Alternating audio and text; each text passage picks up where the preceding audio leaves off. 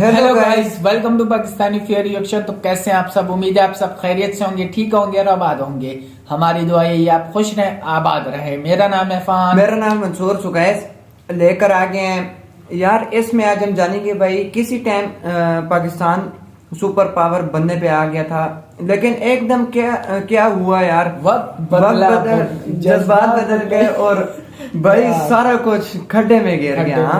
अभी देखते हैं भाई, how Pakistan once almost become a super power. अभी देखते हैं क्या सीन हुआ था इसमें, और सारा कुछ देखते हैं यार, इसमें जानकारी लेंगे। तो वीडियो को ओरिजिनल लिंक आपको मिल जाएगा डिस्क्रिप्शन में। तो कार्डन करते हैं 3, 2, 1 एंड स्टार्ट। डॉलर के मुकाबले पाकिस्तानी रुपया लगातार गिरता जा रहा है। Pakistan premier once again called his country a beggar state. ये सब सुन के आपके दिमाग में सबसे पहले क्या आया?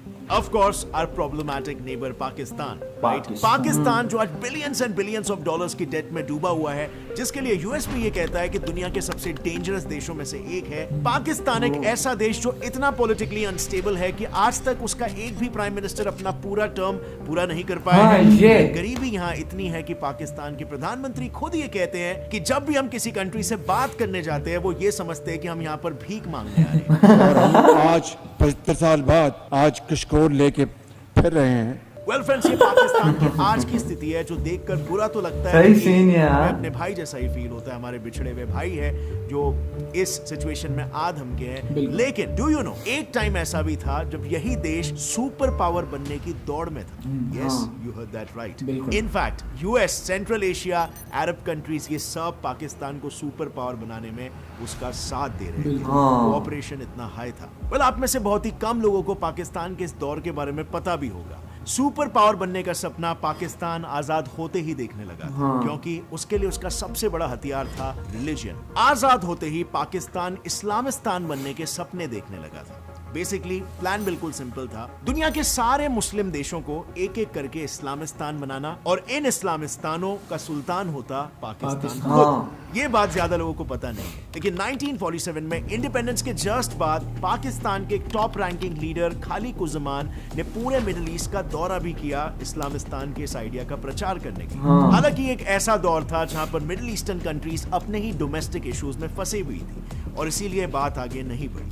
बट पाकिस्तान ने सो कॉल्ड इस्लामिक लीडर बनने का प्रयास फिर भी जारी रखा। इस प्रयास में सबसे पहले तो उसने organisation of Islamic countries OIC की नींव की स्थापना की। ये वो ऑर्गेनाइजेशन है जो आज के तारीख में भी दुनिया की सबसे बड़ी और इन्फ्लुएंशियल कलेक्टिव है इस्लामिक कंट्रीज की। OIC के बाद पाकिस्तान का दूसरा सबसे बड़ा मूव था न्यूक्लियर वेपन्स पर अपना कब्जा जमाना। If we want to make advances in nuclear technology, Pakistan nuclear weapon को लेकर इतना उतावला था कि एक बार उनके प्राइम मिनिस्टर जुल्फिकार अली भुट्टो ने तो यह भी कह दिया था कि क्रिश्चियंस, जूस और हिंदूस, ये तीनों सिविलाइजेशन के पास अपने अपने न्यूक्लियर वेपन्स आ गए। ऑब्वियसली इंसिनुएटिंग कि सारे सिविलाइजेशंस आगे बढ़ रहे हैं, पर सिर्फ एक इस्लामिक सिविलाइजेशन के पास अपनी न्यूक्लियर कैपेबिलिटी नहीं है। और पाकिस्तान अपने इस मुहिम में तभी सक्सेसफुल हो पाता जब दूसरे कंट्रीज उसके इन्फ्लुएंस में आ जाते। फिर क्या था, पाकिस्तान ने अपने आप को छोटे मुस्लिम देशों का सेल्फ प्रोक्लेम सेवियर बना लिया। इसीलिए तो इंडोनेशिया जैसे देश के इंडिपेंडेंस में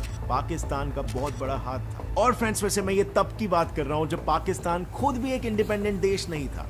ऑल इंडिया मुस्लिम लीग के लीडर जिन्ना ने ब्रिटिश आर्मी में मुस्लिम सोल्जर्स को इंडोनेशिया जाकर अपने मुस्लिम ब्रदर्स को इंडिपेंडेंस दिलाने के लिए परसुएड किया। And you won't believe, but 600 से 800 मुस्लिम सोल्जर्स जिन्ना की बात मानकर ब्रिटिश आर्मी को धोखा देकर इंडोनेशिया चले गए आजादी की जंग में उसका साथ देने। अब इंडिपेंडेंट होने के बाद भी पाकिस्तान ने सोल्जर्स इंडोनेशिया भेजने का सिलसिला जारी रखा। एंड जब फाइनली इंडोनेशिया इंडिपेंडेंट हुआ, तब पाकिस्तान ने देश भर में पब्लिक हॉलिडे को डिक्लेयर किया। ऐसा इतिहास में लिटरली पहली बार हो रहा था कि एक देश की आजादी का जश्न कोई और देश मना रहा था, बट पाकिस्तान यहां पर भी नहीं था।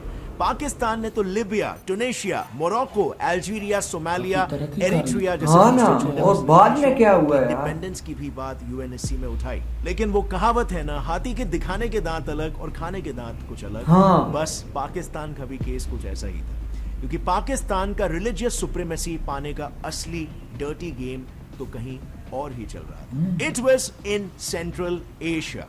अब ये गेम चलो अलग है, लेकिन हाँ यार, पाकिस्तान ये खुद ना- अपने लोगों को गेम खेलने से रोक रहा है। पाकिस्तान में रोजाना के लगभग 3 करोड़ लोग गेम्स खेलते हैं और उनमें से अर्न कितने कर रहे हैं? ना के बराबर। और वहीं पर अगर ना मैं के इंडिया बराबर। की ना के बात बराबर, करूं, बिल्कुल। यहाँ पर 15 करोड़ से भी ज्यादा लोग गेम्स खेलकर पैसे कमा रहे हैं। अब अगर आप भी इस कम्युनिटी का हिस्सा बनना चाहते हो, then let me suggest you India's largest casual gaming platform Zupee, जहां पर 70 मिलियन से भी ज्यादा प्लेयर्स मौजूद हैं। ओह, इस पर आप 70 ludo supremo, million. Ludo Ninja, सांप सीढ़ी जैसे गेम्स खेलकर अर्न कर सकते हो। प्लस बचपन का फेवरेट गेम ट्रम्प कार्ड खेलकर भी 10 मिनट में 10 लाख के कैश प्राइजेस जीत सकते हो। और अगर आप क्रिकेट के फैन हो तो बनाओ अपनी टीम आईपीएल के 11 बेस्ट परफॉर्मिंग प्लेयर्स से। बहुत ही फिर अपने पीछे गया है। प्लेयर की मदद से select कर रहा करो, था, पर अपना अभी कैप्टन पता और नहीं वाइस क्या हो कैप्टन, गया। फिर चैलेंज करो अपने अपोनेंट को और फिर जिसका स्कोर अच्छा आएगा वो जीत जाएगा। जैसे आप देख सकते हो यहाँ पर मैं 40,000 जीत गया, वो भी सिर्फ 10 मिनट में। और हाँ, विनिंग अमाउंट को विड्रॉ करना अपने बैंक अकाउंट में काफी इजी है। तो देर किस बात की है, जाओ डिस्क्रिप्शन लिंक से डाउनलोड करो ज़ूपी ऐप और पाओ 10 रुपीज का साइन अप बोनस, बिल्कुल फ्री और फ्लैट 30% का कैशबैक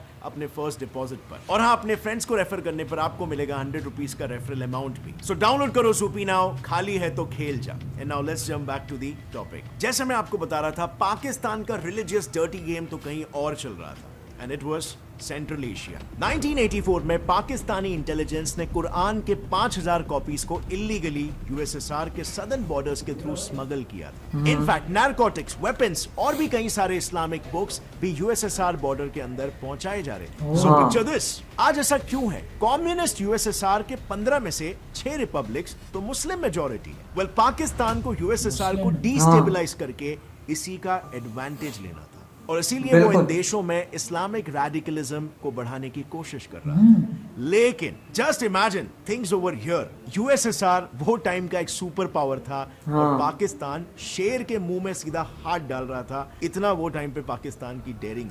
अपने इस मकसद में सक्सेसफुल होने के लिए उसने मुजाहिदीन टेररिस्ट को भी सेंट्रल एशियन स्टेट्स में एक्सपोर्ट करना शुरू कर दिया। उसने Islamic union of the northern people of Afghanistan नाम की एक सीक्रेट ऑर्गेनाइजेशन भी बनाई, जिसका हेडक्वार्टर पेशावर में था और इसका मिशन था सोवियत के मुस्लिम्स को आजाद कराना। काइंड ऑफ लाइक जो वो कश्मीर के साथ करने की कोशिश कर रहे हैं आज की तारीख में। Even international movement of Uzbekistan IMU नाम की एक एक्सट्रीमिस्ट ऑर्गेनाइजेशन को पाकिस्तान अपना सपोर्ट देता था, सो दैट सेंट्रल एशिया में उसका इन्फ्लुएंस बना रहे। एंड 1991 में सोवियत के कोलैप्स के बाद भी पाकिस्तान ने इन देशों को डिप्लोमेसी और ट्रेड जैसी बड़ी चीजों से लेकर छोटी चीजों में भी ट्रेनिंग, जैसे कि banking, accountancy and even English language. Eventually Pakistan का इन पर इन्फ्लुएंस इतना ज्यादा हो गया कि ताजिकिस्तान के फॉरेन मिनिस्टर ने तो ये तक ओपनली कह दिया कि हम इंडियन मिलिट्री बेसिस को कभी अपने सॉइल पर अलाउ भी नहीं करेंगे। वेल, ये तो बात थी सेंट्रल एशिया की, लेकिन यूएसए और अरेबियन सुपर पावर्स को भी पाकिस्तान ने अपने साइड में कर लिया था। Really, that's true. अगर अर्ली 50s में किसी एशियन कंट्री के यूएस के साथ सबसे फ्लरिशिंग रिलेशंस थे तो वो देश था पाकिस्तान। रिलेशंस इतने अच्छे थे कि यूएस पहली कंट्री थी जिसने इंडिपेंडेंस के बाद पाकिस्तान को एज ए कंट्री एक्सेप्ट करके उसके साथ डिप्लोमेटिक टाइज बनाए। साल 1950 के बाद से ये दोस्ती और भी गहरी होती चली गई। पाकिस्तान के आजाद होते ही यूएस प्रेसिडेंट हैरी ट्रूमन ने पाकिस्तानी पीएम लियाकत अली खान को यूएसए बुलाया। इस मुलाकात के दौरान ट्रूमन ने खान से पाकिस्तान में CIA बेस बनाने की मांग की, जिसे खान ने टाल दिया। लेकिन ये मुलाकात पाकिस्तान के लिए काफी ज्यादा फायदेमंद साबित हुई, क्योंकि यूएसए और पाकिस्तान ने mutual defence assistance agreement sign किया,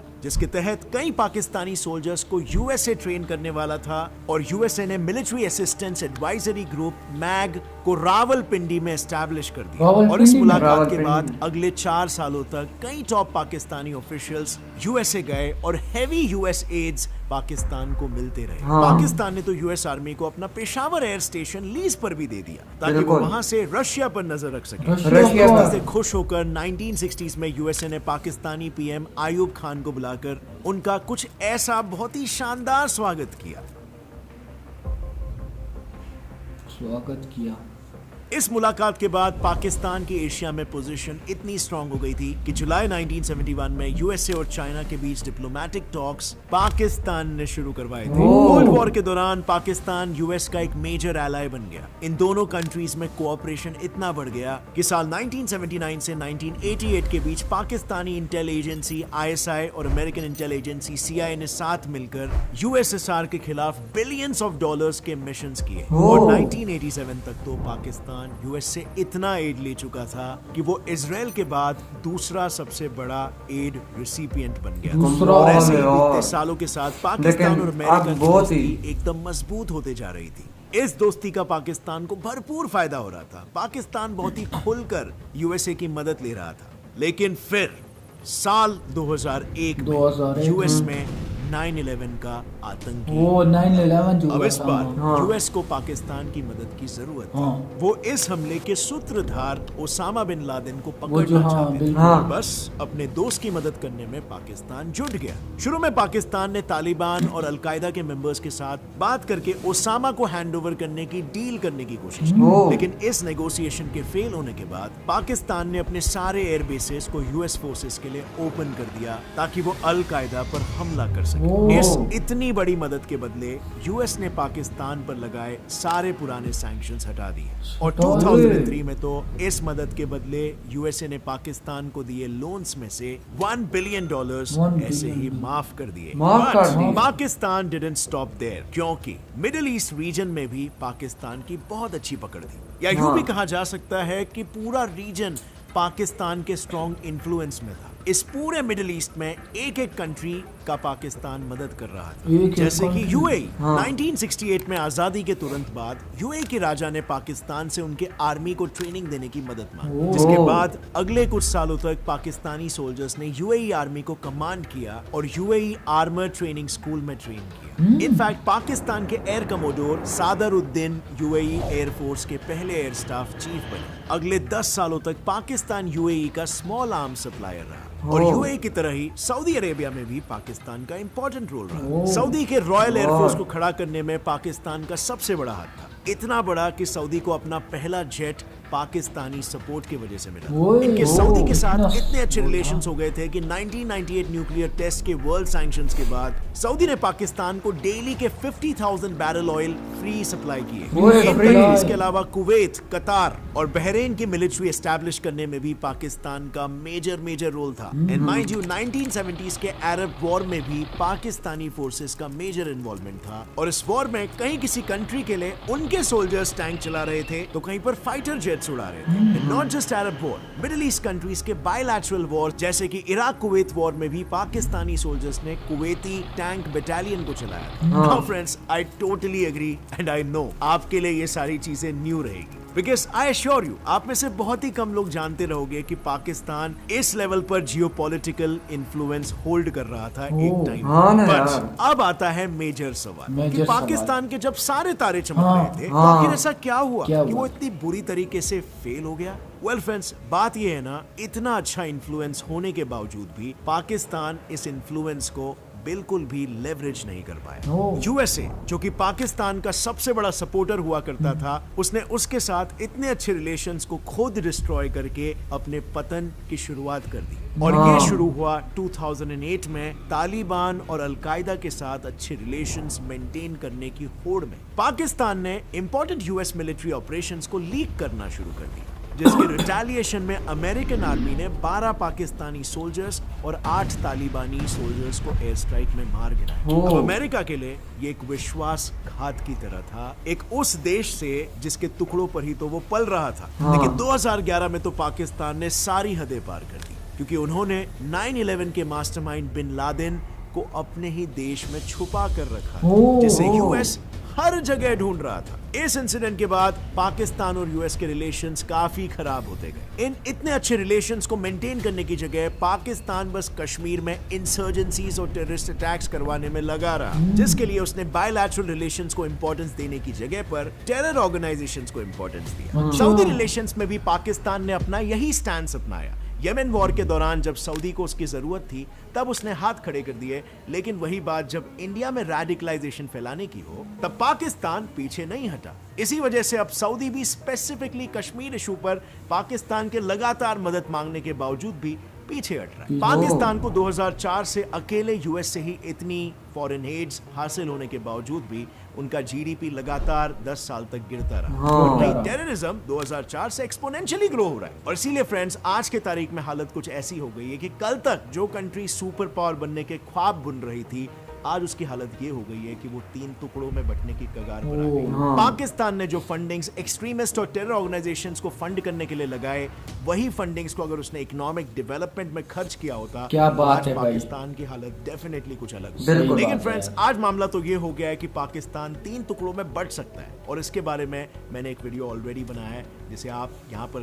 तो यार इसी के साथ ये वीडियो खत्म हुई। तो यार बहुत ही दुख होता है जिस टाइम ये सारा, अभी देखना भाई हिस्ट्री कितनी प्यारी थी इसकी, लेकिन अब क्या हो गया देखना। पहुंच गया था। और यार ये अभी चेक करो इसके जो हालात थे। इस भाई ने बिल्कुल सही बोला, जो पैसे टेररिस्ट पे लगा रहा था, इस यही पैसे अगर ये अपने मुल्क के डेवलपमेंट पे लगाता तो ये बहुत कमाल है, बहुत कमाल का। और यार आप ये पाकिस्तान को अभी भी इंडिया से कुछ सीखना चाहिए। बिल्कुल यार इंडिया कहाँ से कहाँ पहुंच इंडिया कहाँ से कहाँ पहुंच के, इंडिया का जो दिमाग है ना वो अलग किस्म का है, अलग किस्म का। उस तक ये पाकिस्तानी पहुंच भी नहीं सकते, जो- लेकिन फिर भी कोशिश तो करें, क्या पता इंडिया से कुछ सीखने को मिल ही कुछ जाए। सीखने को मिल जाए, कुछ चांसेस तो हो सकते हैं कि ठीक हो जाए थोड़ा बहुत। और दूसरा कि इंडिया की आप चेक करो, अभी इंडिया इतना पावरफुल हो गया कि इकोनॉमी भाई उनकी इकोनॉमी आप चेक करो, फौज को और मुल्क के सारे फौजों को वही इकोनॉमी में भाई इंडिया 5वें नंबर पे आ रहा है, 5वें नंबर पे आ रहा है। देखना फिर क्या सीन यार है। हर चीज में वो आगे हो गया है। तो इंडिया पाकिस्तान को भी,